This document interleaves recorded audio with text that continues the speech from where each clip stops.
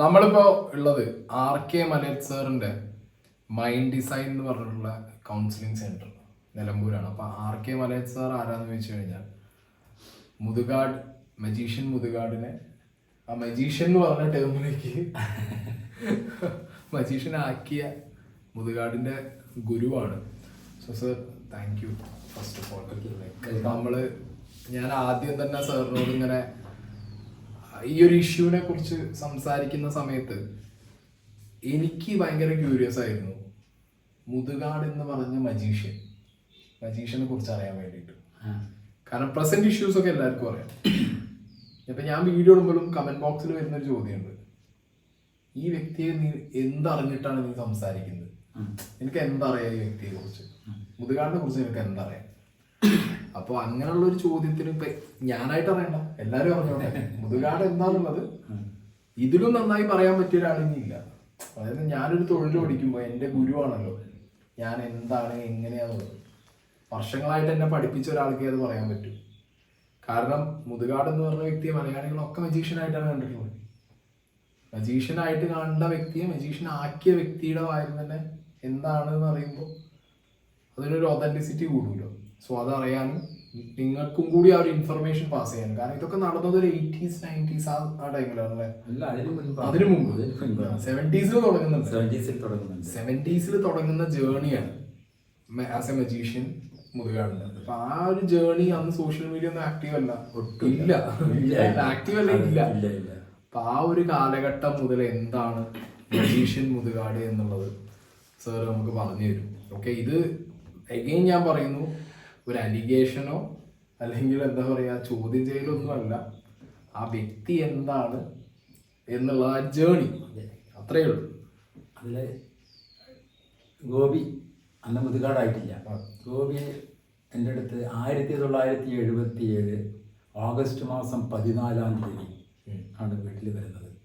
Magic പഠിക്കണം, അതിന് മുൻപേ പറഞ്ഞിരുന്നു പഠിക്കണം എന്നുള്ളത്. പക്ഷെ അന്നാണ് വരുന്നത്.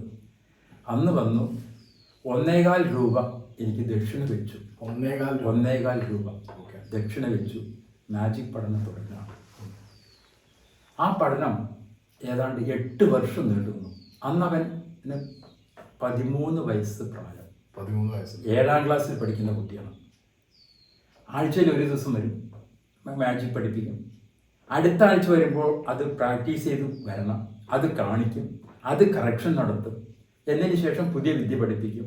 ആ രീതിയിൽ അങ്ങനെ വീട്ടിൽ രാവിലെ വന്നാൽ വൈകുന്നേരം പോകുന്ന അവസ്ഥയിൽ 8 വർഷക്കാലം അങ്ങനെ പോയി. ആദ്യത്തിൽ ആഴ്ചയിലൊരിക്കൽ, പിന്നീട് 2 ആഴ്ചയിലൊരിക്കൽ, പിന്നീട് മാസത്തിലൊരിക്കൽ. എന്നാൽ ഡ്യൂറേഷൻ അങ്ങനെ കാലം മാറ്റം വന്ന് ആ ഫ്രീക്വൻസി മാറിയെന്ന് മാത്രമേ ഉള്ളൂ. അവസാനം ഡിഗ്രി കഴിയുന്നത് വരെ അത് തുടർന്നുകൊണ്ടേയിരുന്നു. ഈ കാലയളവിലാണ് നല്ല കുട്ടിയാണ്, നല്ല ടാലൻ്റുള്ള കുട്ടിയാണ്. അതുകൊണ്ട് തന്നെ ഇങ്ങനെ ഒരു ശിഷ്യന് കിട്ടി എന്നുള്ള കാര്യത്തിൽ എനിക്ക് അഭിമാനം ഉണ്ടായിരുന്നു. ആദ്യത്തെ സ്റ്റേജുകളും എല്ലാം ഒരുമിച്ച് കൊടുത്തു. സ്റ്റേജിൽ കൊടുക്കുക മാത്രമല്ല, സ്റ്റേജിൻ്റെ പിന്നിലേക്ക് സാധാരണ രീതിയിൽ ആരെയും നമ്മൾ പ്രവേശിക്കില്ല പരിപാടി നടക്കുമ്പോൾ, പ്രത്യേകിച്ചും. കാരണം അതിൽ കുറേ സീക്രട്സ് മാത്രമല്ല, പഠിക്കുന്ന കുട്ടിയാണെങ്കിൽ സീക്രട്ട് മാത്രമല്ല, പല കാര്യങ്ങളുണ്ട്.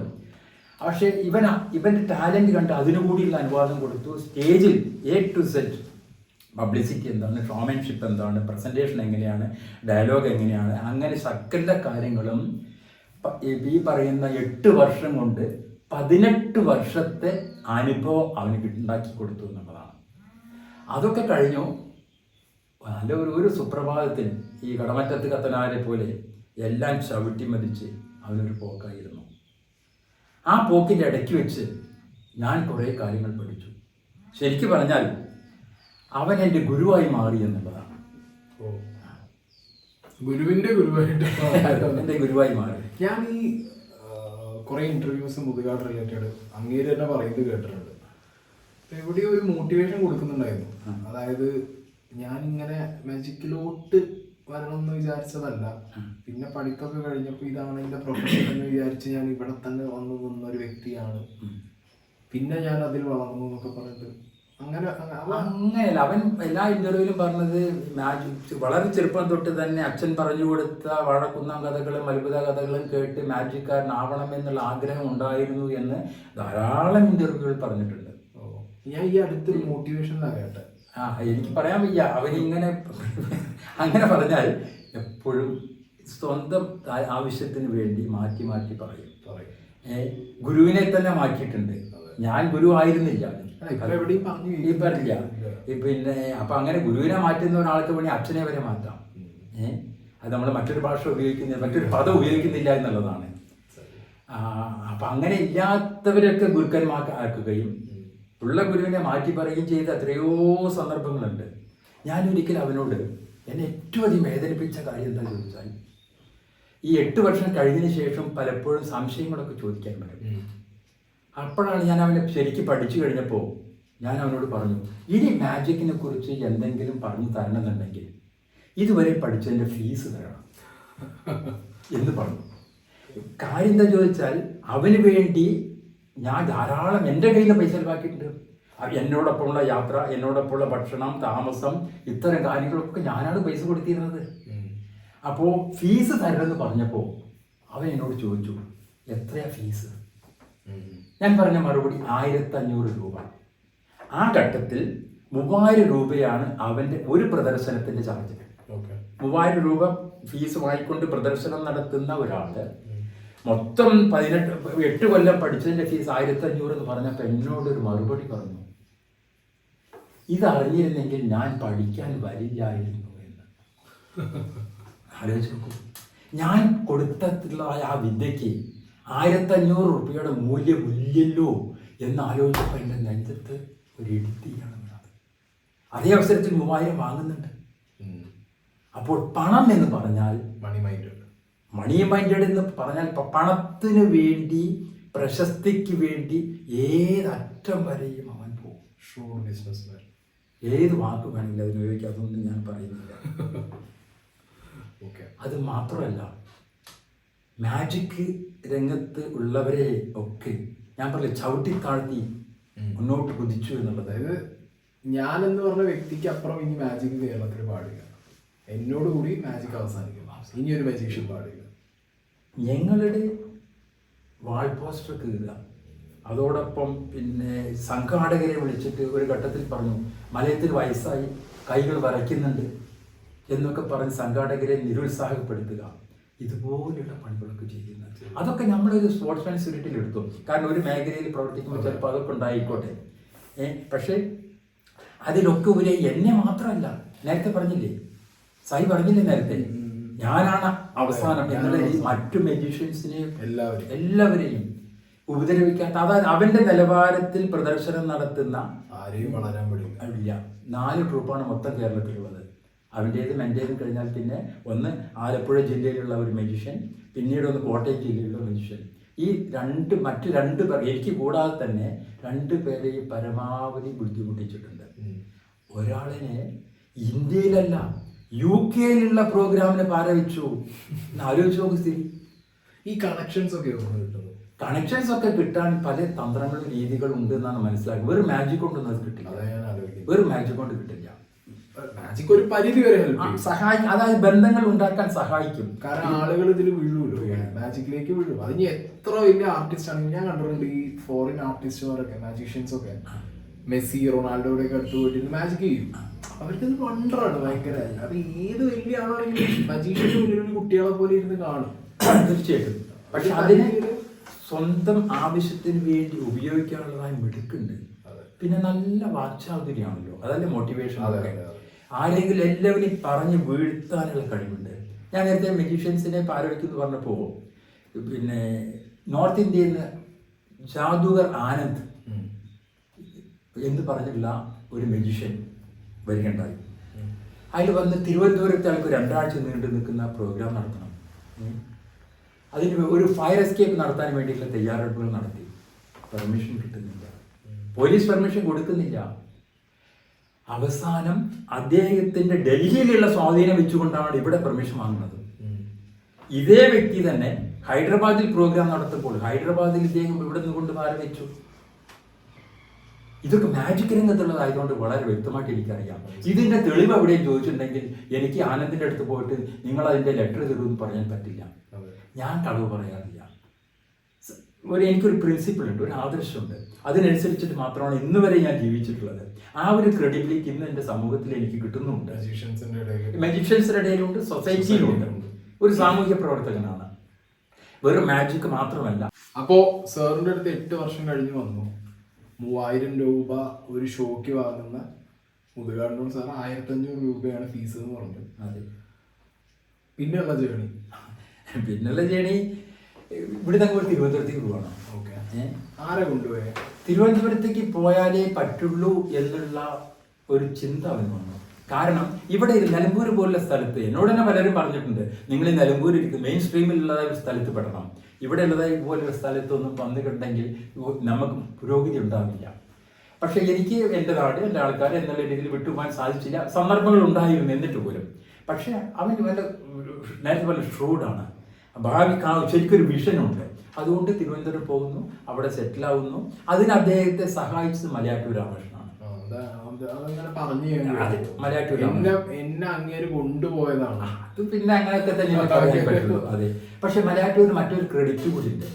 ഇവിടുന്ന് പോകുന്ന സമയത്ത് നമ്മളെ ഈ കവളംകെട്ട ഒരു കുഗ്രാമമാണ്. അവിടെയുള്ളതായ സംസാര രീതി, ആ സ്ലാങ് ആണ് ഉണ്ടായിരുന്നത്. എന്നൊക്കെ പറയുന്ന മുതുകാടിനെ, ഗോപിയെ ഒരു മുതുകാടാക്കി മാറ്റിയെടുത്തത് മലയാറ്റൂരാണ്. അത് പറയാതിരിക്കാൻ. ഇപ്പൊ ഈ ഗോപിനാഥ് മുതുകാട് എന്ന് പറഞ്ഞ വ്യക്തിയുടെ ബാക്ക്ഗ്രൗണ്ട് നോക്കിക്കഴിഞ്ഞാൽ അച്ഛൻ കൃഷിപ്പണിയായിരുന്നു, അങ്ങനെ ഒരുപാടൊക്കെ പറഞ്ഞു കേട്ടിട്ടുണ്ട്. ഫിനാൻഷ്യലി ഫിറ്റ് ആയിരുന്നു. അവര് ലാൻഡ് ലോഡ്സ് ആണ്. അതെ, അവർക്ക് എസ്റ്റേറ്റ് ഉണ്ട്, ഭൂസ്വത്തുണ്ട്. പിന്നെ കൃഷിപ്പണിയാണെന്നല്ല പറയാ, കന്നുകൂട്ടുകാരെന്ന് പറയാ. അപ്പൊ അതെന്താ ചോദിച്ചാൽ, നമ്മളൊരു താഴേക്കടയിൽ നിന്നും ഞാനിങ്ങനെ ഒരു ഗ്രാമത്തിൽ നിന്നും കർഷക കുടുംബത്തിൽ നിന്നും വളർന്ന് ഈ നിലയിലെത്തി എന്ന് കാണിക്കാൻ വേണ്ടിയിട്ടുള്ള ഒരു കാര്യം മാത്രമാണ്. പിന്നെ കന്നുകൂട്ടുകാരൻ പറയാൻ തെറ്റ് പറയാൻ വയ്യ. അന്നത്തെ കാലഘട്ടത്തിൽ ഭൂവുടമ ആ കാലഘട്ടത്തിൽ പണിക്കാരുടെ കൂടെ കന്നുകൂട്ടാൻ പോകും. അന്ന് ഈഗോ ഒന്നുമില്ലല്ലോ. ഇപ്പൊ ഇവനെ സംബന്ധിച്ച് ഇവൻ സാധാരണ ഒരു മജീഷ്യനെ കാണില്ല. കാരണം ഈഗോ കോംപ്ലക്സ് ഒന്നും പോയി. അതല്ല, അവരൊക്കെ ആ കാലഘട്ടത്തിലുള്ളവർക്ക് അങ്ങനെ ആയിരുന്നു എന്നുള്ളതാണ്. അതൊരു ഡൗട്ട്. കാരണം പലർക്കും അതിനൊരു ഡൗട്ട് ഉണ്ടാവും. പലരും കമന്റ് ബോക്സിലൊക്കെ എഴുതി കണ്ടു, ഒന്നുമില്ലായ്മയിൽ നിന്ന് വന്ന മുതുകാട്. ഒരിക്കലുമല്ല, നല്ല പുസ്തകത്തുണ്ട്.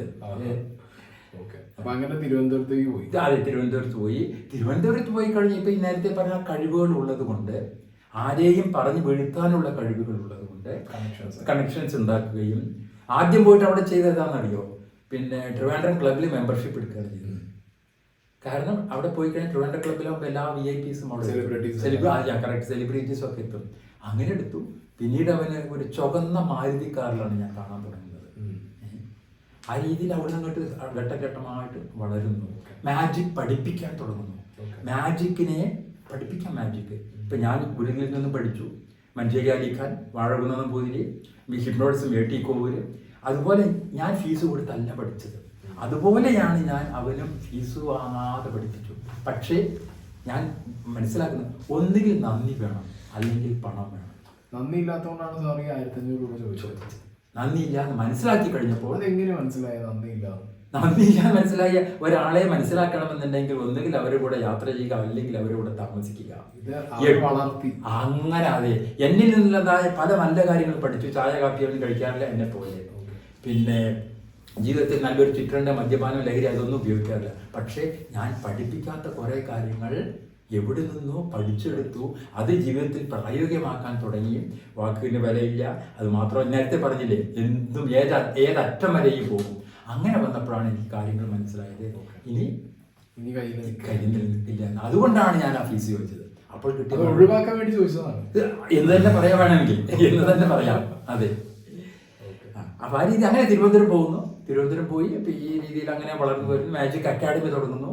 എന്നിട്ട് മാജിക് പഠിപ്പിച്ചു കൊടുക്കുകയാണ്. ഫീസ് വാങ്ങിച്ചുകൊണ്ട് ബിസിനസ് ആക്കി. ഞാൻ തെറ്റ് പറയുന്നില്ല. മാജിക് അർഹതപ്പെട്ടവർക്ക് മാജിക് കൊടുക്കൊണ്ട് ഒരു തെറ്റുമില്ല. പക്ഷേ വിൽപ്പന എന്തെങ്കിലും ഒരു ആദർശം വെച്ചിട്ട് വേണം.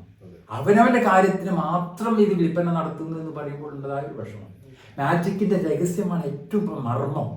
അത് വിഷ്വൽ മീഡിയയിലൂടെയൊക്കെ അവനവന്റെ പബ്ലിസിറ്റിക്ക് വേണ്ടി പുറത്തിറക്കാൻ തുടങ്ങി. അത് ഞാൻ കാണുന്നത് എങ്ങനെയാണ് സാർ, ഒരു കാലഘട്ടത്തിന്റെ ട്രാൻസ്ഫോർമേഷൻ ഉണ്ടല്ലോ. വിഷ്വൽ മീഡിയ ആക്റ്റീവ് ആകുമ്പോൾ ഇപ്പൊ നേരത്തെ പറഞ്ഞ ഒരു ഷ്രൂഡ് ബിസിനസ്മാൻ ആണെങ്കിൽ അങ്ങനെ ചിന്തിക്കും. അതിന് ഒരു ഘട്ടത്തിൽ ശരിയെന്ന് പറയാം. കാരണം ഞങ്ങളൊക്കെ പിന്നെ പ്രിന്റ് മീഡിയയിലാണ് ഈ മാജിക്കിനെ കുറിച്ചുള്ള ചെറിയ കാര്യങ്ങൾ. ഇയാളത് വിഷ്വൽ മീഡിയ, ഓക്കെ, നമുക്കത് അംഗീകരിച്ചു കൊടുക്കാം.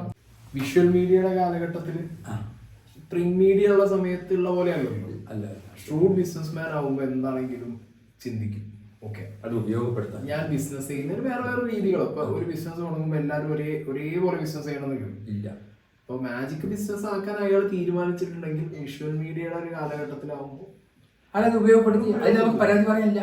കാരണം ഞങ്ങളൊക്കെ ഉള്ള സമയത്ത് പിന്നെ പ്രിന്റ് മീഡിയയാണ് ഉപയോഗിച്ചിരുന്നത്, ചെറിയ ചെറിയ മാജിക് ഇനങ്ങളൊക്കെ നമ്മൾ. പക്ഷേ അയാൾ കാണിക്കുന്ന വിദ്യകൾ മാത്രം സേഫ് ഗാർഡ് ചെയ്തുകൊണ്ട് ബാക്കിയുള്ളവരുടെ ട്രിക്കുകൾ എല്ലാം എക്സ്പോസ് ചെയ്യാൻ. അതുകൊണ്ട് സംഭവിച്ചത് എന്താ ചോദിച്ചാൽ, ഈ സ്കൂളുകളിലും തെരുവിലുമൊക്കെ പോയി മാജിക് കാണിച്ച് ജീവിതം അന്നം നേടിയിരുന്നതായ ജാലവിദ്യക്കാരൊക്കെ തൊഴിലില്ലാതെ മാറി. അവർക്ക് പോകാൻ വയ്യ. നോക്കൂ, ഒരു നിയോഗം പോലെ അവൻ മാജിക് നിർത്താനുള്ള പ്രധാനപ്പെട്ട ഒരു കാരണം അത് തന്നെയാണ്. എല്ലാ ട്രിക്കും ഇവിടെയല്ല, ഇന്റർനാഷണൽ ആയിട്ട് എല്ലാ ട്രിക്കുമായിട്ട് റിവീൽ ചെയ്തു. അവനവന്റെ വലിയ പെട്ടിയും സന്നാഹങ്ങളും ഒക്കെ കാണിക്കുമ്പോൾ ഇതിനകത്തുള്ളത് എന്തെന്നുള്ളത് അവർ പുറത്താക്കി. ഇവന് മാജിക് കാണിക്കാൻ പറ്റാതെയായി. അങ്ങനെ ഒരു ഘട്ടത്തിലാണ് മാജിക് നിർത്താൻ നമുക്ക് പിന്നീട് വരാൻ. അപ്പോൾ ഇങ്ങനെ തിരുവനന്തപുരത്ത് ചെന്നു, വിഷ്വൽ മീഡിയ വഴി മാജിക്കിന്റെ ട്രിക്സ് റിവീൽ ചെയ്യാൻ തുടങ്ങി. മാജിക് അക്കാഡമി തുടങ്ങി. അത് ബിസിനസ്സാക്കി അങ്ങനെ മുന്നോട്ട് പോയി. പിന്നുള്ള സാറിനായിട്ടുള്ള ഒരു ഇല്ല, ഞാനായിട്ട് ഇവിടുന്ന് 8 കൊല്ലം കഴിഞ്ഞുള്ള പോക്ക് കഴിഞ്ഞോടുകൂടി 8 കൊല്ലം കഴിഞ്ഞ് പോകാന്ന് പറഞ്ഞിട്ടുണ്ടെങ്കിൽ 1997 കഴിഞ്ഞതിന് ശേഷം അങ്ങോട്ട് 8 കൊല്ലം കൂട്ടിയാൽ മതി. 77, അതെ, 85 കഴിഞ്ഞ് 90കളിലാവും പോകുന്നത്. 90കളിൽ ബാക്കി ഒരു 5 കൊല്ലം നിലമ്പൂരും ഇവിടെ ഒരു ഓഫീസൊക്കെ ഇട്ടു. ഇവിടെ കിഴങ്ങിട്ട് കറങ്ങിയിരുന്നു. അത് കഴിഞ്ഞ് ഏതാണ്ട് 90കളിലേക്കാണ് പോകുന്നത്. പിന്നെ അവൻ്റെ ഒരു ലാൻഡ് മാർക്ക് വരുന്നത് പിന്നെ ശരിക്ക് 95 ഫയർ എസ്കേപ്പ് നടത്തിയിട്ടാണ്. തിരുവനന്തപുരത്ത് ബന്ധങ്ങളൊക്കെ ആയി ഫയർ എസ്കേപ്പ് നടത്തുന്നു. ആ ഫയർ എസ്കേപ്പിലാണ് ഗോപിനാഥ് മുതുകാടായി മാറുന്നത്. യഥാർത്ഥത്തിൽ ധാരാളം പ്രോഗ്രാമൊക്കെ കിട്ടുന്നത്. അങ്ങനെ വെച്ചടി പിന്നെ ആശയങ്ങളുണ്ട്, നല്ല ഐഡിയാസ് ഉണ്ട്. ഈ ഐഡിയാസിനൊക്കെ മാജിക്കൈസ് ചെയ്യാനുള്ളതായ പ്രത്യേക കഴിവുണ്ട്. അതായത് ഒരു സ്റ്റേജ് ആർട്ടിസ്റ്റിനെ പോലെ നല്ല സ്ക്രിപ്റ്റ്, നല്ല പെർഫോമൻസ്, നല്ല പെർഫെക്റ്റ് ആണ്. അവന്റെ ഏത് കാര്യം, ഒരു ഇൻവിറ്റേഷൻ കിട്ടിക്കഴിഞ്ഞാൽ, ഒരു ന്യൂ ഇയർ ഗ്രീറ്റിംഗ് കിട്ടിക്കഴിഞ്ഞാൽ അതിലൊക്കെ എന്തൊരു കൗതുകം അറിയോ. അതൊക്കെ കിട്ടുമ്പോൾ ഞാനുമായിട്ട് മാനസികമായി അകൽച്ച ഉണ്ടെങ്കിൽ പോലെയും ഞാനത് അപ്രീഷിയേറ്റ് ചെയ്ത് അവന് വിരോധിക്കാറുണ്ടായിരുന്നു. അത് അത്രമാത്രം കൗതുകമുള്ളതാണ്. ചിലതൊക്കെ ഞാൻ ഇപ്പോഴും സൂക്ഷിച്ചു വെച്ചിട്ടുണ്ട്. നടത്തിയ 2 3 കൺവെൻഷനൊക്കെ നടത്തി. കൺവെൻഷനെ കുറിച്ചൊക്കെ ഞാൻ പങ്കെടുത്തിട്ടില്ലെങ്കിലും പങ്കെടുത്തവരൊക്കെ നല്ല അഭിപ്രായപ്പെടും. പെർഫെക്ഷൻ, ടൈമിങ് കറക്റ്റാണ് എല്ലാം. അതൊക്കെ നല്ല ക്വാളിറ്റിയാണ്. പക്ഷെ അതിലിടയ്ക്ക് വെച്ച് ഈ 2 കാര്യങ്ങൾക്ക് പണം, പ്രശസ്തിക്ക് വേണ്ടി ഞാൻ നേരത്തെ പറഞ്ഞു, അതാണ് അവനെ ബ്രാൻഡാക്കിയത്. പക്ഷെ എനിക്ക് ഇഷ്ടപ്പെടാതെ പോകുന്നു. ആയിക്കോട്ടെ, ഞാൻ പറയുന്നത് മറ്റുള്ളവരെ ഉപദ്രവിക്കാതിരുന്നാൽ മതി. ഇപ്പോഴുള്ള ഒരു അലിഗേഷനും ഇതാണ്. അതായത് ഒരു ഫെയിമിന് വേണ്ടിയും ബ്രാൻഡിന് വേണ്ടിയും ഭിന്നശേഷിയായ കുട്ടികളുടെ ഒരിത് പോകുന്നതാണ് ഇപ്പോൾ. ഞാൻ ബേസിക്കലി ഈ കാര്യങ്ങളൊക്കെ ചോദിച്ചറിയണമെന്നുണ്ടെങ്കിൽ ഇത് ഇന്നോ ഇന്നലെയോ പൊട്ടി മുളച്ച് വന്ന ഒരു ആശയമോ ഒരു വ്യക്തിയുടെ സ്വഭാവമോ ആവില്ല. വെരി റയറാണ്. ഈ പറഞ്ഞത് വളരെ ശരിയാണ്. ഇതിനോട് ബന്ധപ്പെട്ട് പറഞ്ഞാല് ഇപ്പോ ആ കുട്ടികളെ കുറിച്ച് പറയണ്ടല്ലോ, കുട്ടികളെ 14 വയസ്സാവുമ്പോഴാണ് അവൻ എടുക്കുന്നത്. അതുവരെ ആ കുട്ടികളെ മറ്റൊരു ട്രെയിനറാണ്, അമ്മമാരുമാണ് ആക്കി കൊണ്ടുവരുന്നത്. എന്നതിന് ശേഷം അവൻ പറയണത് എന്റേതാണ്, ഞാനാണ് ഇതൊക്കെ ട്രെയിൻ ചെയ്തത്. ഇത് തന്നെയാണ് മാജിക്കിൽ സംഭവിച്ചിട്ടുള്ളത്.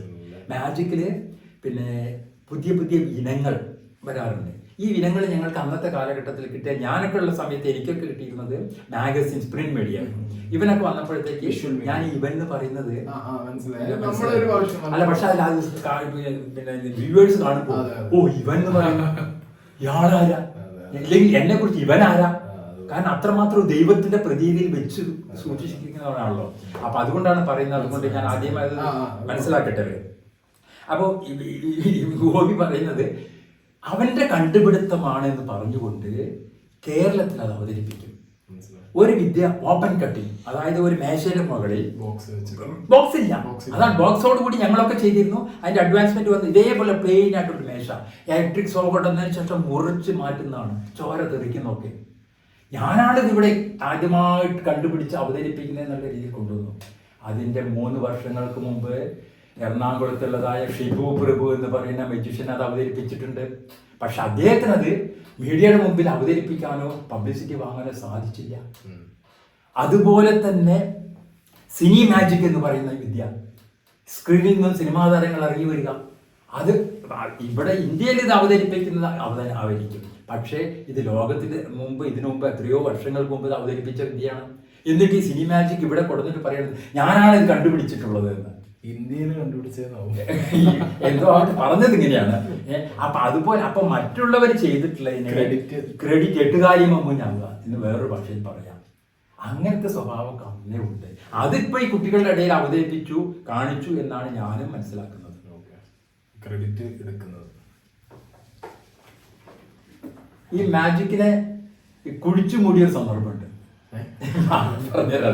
അതെന്താ ചോദിച്ചാൽ ഇപ്പൊ നമ്മൾ പറഞ്ഞ എട്ടുകാലി മമ്മിഞ്ഞിന്റെ കാര്യം, ഈ ഞാൻ കാണിക്കുന്ന മാജിക്കുകളൊക്കെ, ഈ ഓപ്പൺ കട്ടിങ്, സിനി മാജിക്, അതുപോലുള്ള ആളെ ഉയർത്തി കൊണ്ടുപോകുന്നത്, പറപ്പിക്കൽ, ഇതെല്ലാം എൻ്റെ കണ്ടുപിടുത്തമാണ് എന്ന രീതിയിൽ ഇതിൻ്റെയൊക്കെ രഹസ്യങ്ങൾ ഒരു CD-ക്കകത്താക്കി ഇത് ഞാൻ കുഴിച്ചിടുകയാണ്.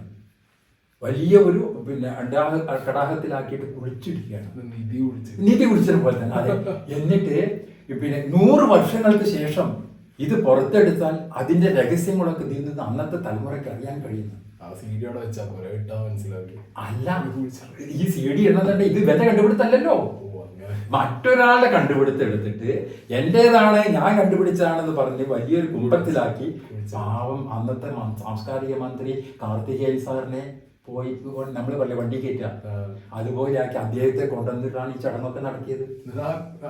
അല്ല സാധനം അത് പിന്നെ കഴിഞ്ഞില്ല, അത് കുഴിച്ചിട്ടു. അതെ, ഇവിടെ ആർക്കത് വേണ്ടതിനി ഇപ്പൊ നെറ്റ് തുറന്നു നോക്കിയാൽ ഏത് റിവീലായി കഴിഞ്ഞിരിക്കുന്നു. അത് മാത്രമല്ല, ഇനി പാവനവന്റേതാണ് നമുക്ക് ചെയ്യാം.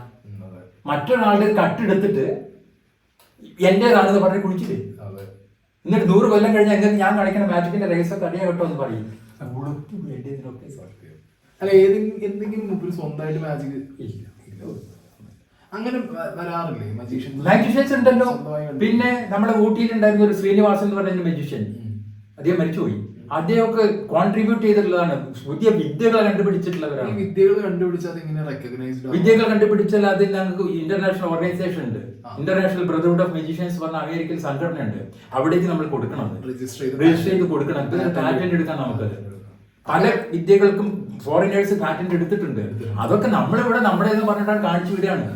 എന്നിട്ടാ പറയുന്ന ഒരു മ്യൂസിക്, എൻ്റെ ഒരു മൈൻഡ് ഡിസൈൻ പ്രോഗ്രാമിന്റെ മ്യൂസിക് ഞാൻ ഇതേപോലെ ഡൗൺലോഡ് ചെയ്ത് അതിലേക്ക് കയറ്റി. അത് കയറ്റി കഴിഞ്ഞിട്ട് ഒരു സന്ദർഭം വന്ന സമയത്ത് ഇത് പുറത്തേക്ക് ഇടുമ്പോൾ ശ്രദ്ധിക്കണമല്ലോ. നോക്കുന്ന സമയത്ത് അത് കോപ്പിറൈറ്റുള്ള മ്യൂസിക്കാണ്, എനിക്ക് പുറത്തേക്ക് ഇടാൻ പറ്റില്ല. ഇവിടെ നമ്മൾ വലിയ രാജാക്കന്മാരായിട്ട് ഞാൻ തന്നെ ഇതിനൊക്കില്ല എന്ന് പറഞ്ഞ് നടക്കല്ലേ. പക്ഷെ അതൊക്കെ അംഗീകരിക്കണം, മനസ്സിലാക്കണം. നമ്മൾ അതിനനുസരിച്ച് നമുക്ക് എളിമ ഉണ്ടാവണം. നമ്മൾ ഇത്രയൊക്കെ ഉള്ളൂ എന്ന് പറയാനുള്ള ഒരു മനസ്സുണ്ടാവണം. അതൊന്നും ഇല്ലാതെ പോയി എൻ്റെ ശിഷ്യന് എന്നുള്ള കാര്യത്തിലാണ് എനിക്ക് ഏറ്റവും വലിയ ഗീതം. ഒരു ഘട്ടത്തിൽ ഞാൻ പറഞ്ഞില്ലേ, അവൻ ഒരു ശിഷ്യനായി കിട്ടിയതിൽ ഞാൻ അഭിമാനിച്ചിരുന്നു. പിന്നീട് എനിക്ക് അത് അപമാനമായി തോന്നാൻ തുടങ്ങി. ഇതിപ്പോ കുഴിച്ചുവിട്ടു, മാജിക്കിനെ കുഴിച്ചിട്ടു. സാറുമായിട്ടുള്ള ഒരു കേസിനെ കുറിച്ചിട്ട് അത് ഒരു ക്രൈം ആഴ്ചയിൽ അവനെ കുറിച്ച് ഒരു സ്ത്രീ വിഷയവുമായി ബന്ധപ്പെട്ടൊരു കവറേജ് ഒക്കെ, അത് വലിയൊരു കവറേജൊക്കെ ആയിട്ട് അത് കവറേജ് വരുത്തിയത് ഞാനാണെന്നാണ് പറഞ്ഞത്. അത് മാത്രമല്ല, അതിൻ്റെ കുറെ കോപ്പീസ് എൻ്റെ വീട്ടിൽ നിന്ന് പിടിച്ചെടുത്തു. ശരി തന്നെയാണല്ലോ. ആ പിടിച്ചെടുത്തത് എങ്ങനെയാ ചോദിച്ചാൽ, അതിന് ഈ ജാലവിദ്യ രംഗത്ത് അസൂയ മൂത്തവരുണ്ട്, പിന്നെ അവനിലും എന്നിലും അസൂയ ദേഷ്യം വെച്ച് പുലർത്തുന്ന ഞങ്ങളുടെ നാട്ടിൽ ചിലരൊക്കെ ഉണ്ട്. അവരതിന്റെ പിന്നെ ചില കളികൾ പിടിച്ചു. അത് ഞാൻ പുറത്തു കൊണ്ടുവന്നു. ജാലവിദ്യ രംഗത്തുള്ള എല്ലാവർക്കും ആ 2 കാര്യം എക്സ്പോസ് ചെയ്തുകൊണ്ട് ആ കാര്യത്തിൽ എനിക്കതിൽ പങ്കില്ല എന്നും എന്നെ പോലീസ് പിടിച്ചു കൊണ്ടുപോയതിൻ്റെ കാരണം ഇതാണ്.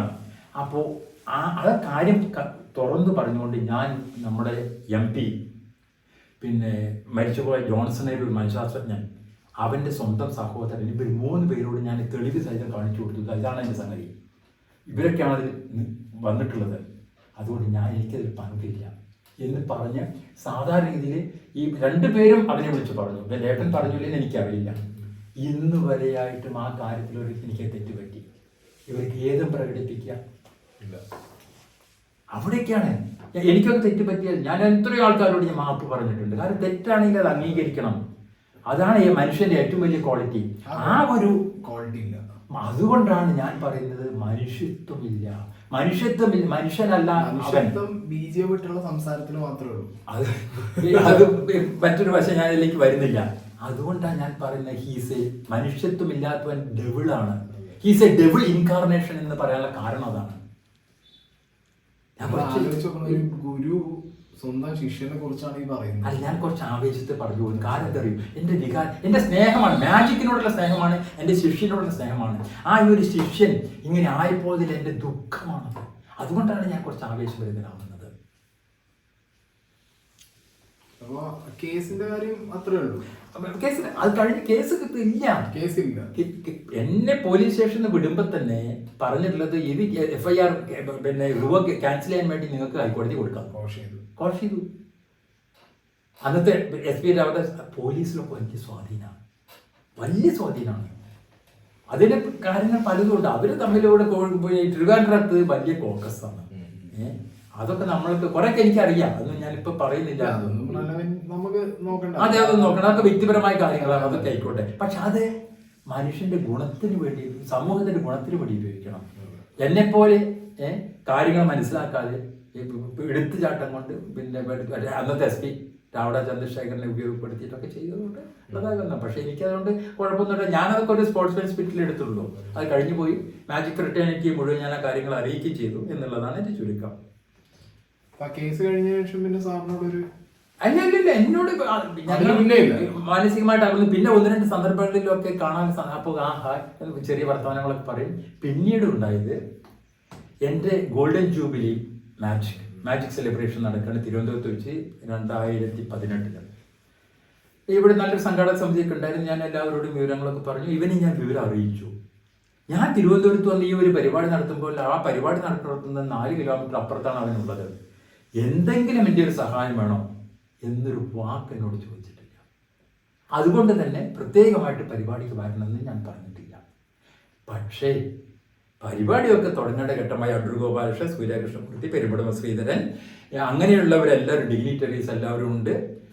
ഞാനും എൻ്റെ ഭാര്യ നിർമ്മലയും കുട്ടികളും പെരുമ്പടവും കൂടി മുന്നിലത്തെ വരിയിലിരുന്നു. പരിപാടി തുടങ്ങിയിട്ടില്ല. ഓഡിയൻസ് ഒക്കെ വന്നിട്ടുണ്ട്. 100-300 മനുഷ്യൻസ് പങ്കെടുത്തു. അപ്പോഴതാ ക്ഷണിക്കാതെ വരുന്ന അതിഥി നേരെ വന്നു. അയാൾ മധ്യഭാഗത്ത് എവിടെ ഒരു സീറ്റിൽ പോയിരുന്നു. പരിപാടി തുടങ്ങേണ്ട സമയമായപ്പോൾ എന്നോട് മറ്റുള്ള മനുഷ്യൻസ് പറഞ്ഞു, മുതുകാട് പറഞ്ഞിട്ടുണ്ട്, സ്റ്റേജിലേക്ക് വിളിക്കണം, അല്ലെങ്കിൽ മോശമാണ്. ആയിക്കോട്ടെ, കാരണം നമ്മളെപ്പോഴും അവരുടെ വാക്കുകൾ മാനിക്കണമല്ലോ. വിളിച്ചു, സ്റ്റേജിലേക്ക് വിളിച്ചു. അടുത്തിരുന്ന കസേരയിൽ ഇരുന്നിരുന്ന കുട്ടി ആരറിയും? കുട്ടിയെന്ന് ഞാൻ പറയുന്നത് ആ ഒരു അർത്ഥത്തിലാണ് കേട്ടോ. ജെസി നാരായണൻ എന്ന് പറയുന്ന മാന്ത്രിക കൂടാരത്തിലെ ഓർമ്മകൾ എന്ന് എഴുതിയിട്ടുള്ളതായി ഈ പെൺകുട്ടിയായിരുന്നു. ഈ കുട്ടിയെ ഇരുത്താനുള്ള കാരണം ഈ പുസ്തകത്തിലൂടെ PC സർക്കാർ സ്മാരക പുരസ്കാരം എന്നുള്ള അവാർഡ് കൊടുത്തു പുസ്തകത്തിനാണ്. ഈ പുസ്തകത്തിനാണ് കിട്ടിയത്. ആ അവാർഡ് അവിടെ വെച്ച് കൊടുക്കാൻ വേണ്ടിയിട്ടാണ് ആ കുട്ടി സ്റ്റേജിലിരിക്കുന്നത്. അറിഞ്ഞോ അറിയാതെയോ അടുത്ത കസേരയിലാണ് ഇവൻ ഇരിക്കേണ്ടി വന്നത്. മാന്ത്രിക കൂടാരത്തിലെ ഓർമ്മകൾ, ജെസി നാരായണൻ. അതെ, ഈ ബുക്ക് ഒരുപാട് റെലവെന്റ് ആണ്. പക്ഷെ നമ്മളിതിനെ കുറിച്ച് കൂടുതൽ അല്ലേ, ഈ പുസ്തകത്തിന്റെ മാർക്കറ്റിംഗ് അല്ല. ഈ കുട്ടിയെ കുറിച്ച് പറയാൻ വേണ്ടി ആ കുട്ടി ഇരുന്നപ്പോൾ ഈ കുട്ടി എഴുതിയിട്ടുള്ള പുസ്തകം ഉണ്ടല്ലോ, ഈ പുസ്തകം, ഈ മാന്ത്രിക കൂടാരം എന്ന് പറയുന്നത്, ഈ കൂടാരത്തിൽ ഇവന്റെ മുതുകാടിന്റെ കൂടാരത്തിൽ 16 വർഷക്കാലം ട്രൂപ്പ് മെമ്പറായും PRO ആയും ടീം മാനേജറായും സ്റ്റേജ് ആർട്ട് എല്ലാം വർക്ക് ചെയ്തിട്ടുള്ള ഒരു കുട്ടിയാണ്. ആ കുട്ടിയുടെ വേദനിപ്പിക്കുന്ന അനുഭവങ്ങളാണ് ഇതിലുള്ളത്.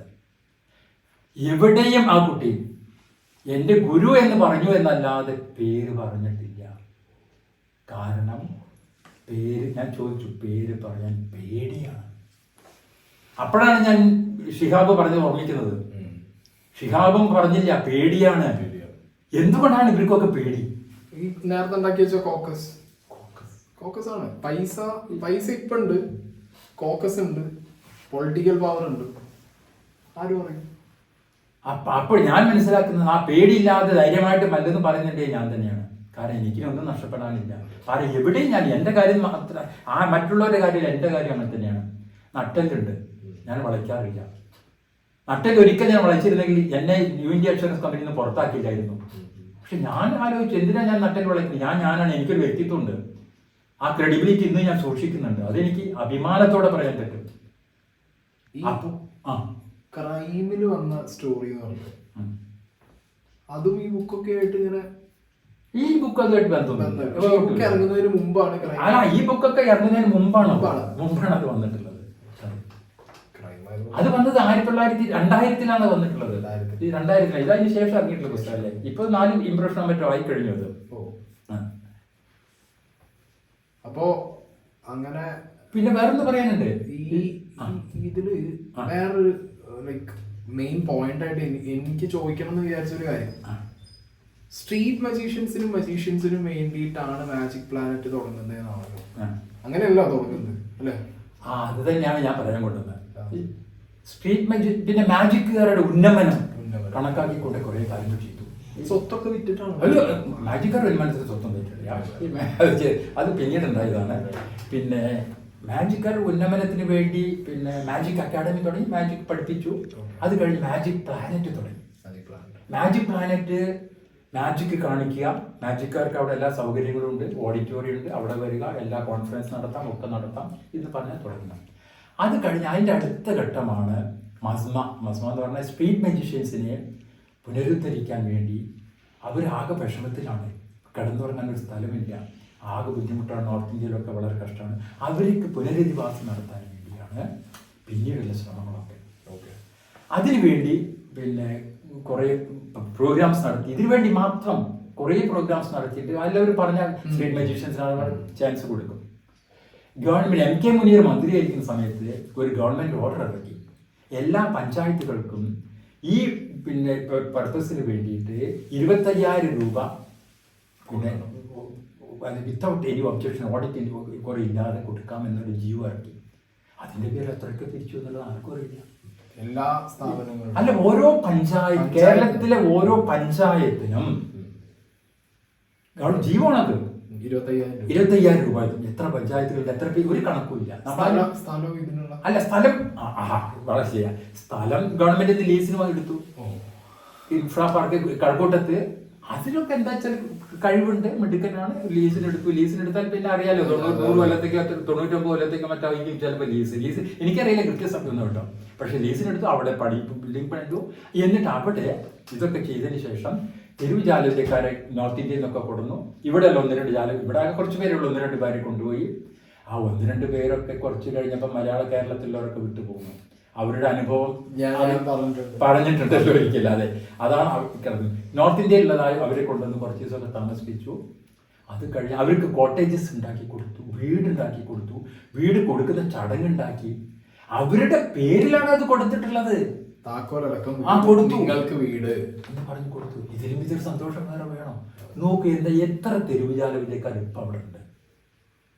അത് മാത്രമല്ല, ആ തെരുവുജാലവിദ്യക്കാർ താമസിക്കുന്ന ക്വാർട്ടേഴ്സ് അല്ലേ ഇപ്പോൾ ഈ അവിടെയുള്ളതായ DACയിലെ പിന്നെ പാരൻസ് അവരൊക്കെ താമസിക്കുന്നത്. അപ്പോൾ അവിടുന്ന് ഇവിടേക്കുള്ള ആ ചുവട് മാറ്റം എന്തുകൊണ്ടാണ് ഉണ്ടായത്?